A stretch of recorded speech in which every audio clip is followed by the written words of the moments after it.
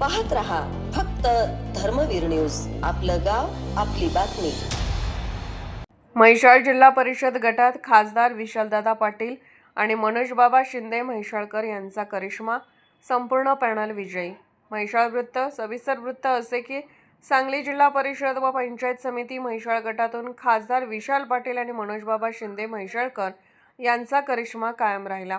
जिल्हा परिषद गटाचे उमेदवार सौ वर्षाताई सचिन कांबळे, टाकळी पंचायत समिती सभापती पदाचे उमेदवार सौ रिदा सुलेमान मुजावर आणि म्हैसाळ पंचायत समितीचे उमेदवार सौ गायत्री सुशांत घोरपडे यांनी बाजी मारत मोठ्या मताधिक्याने विजयी झाले।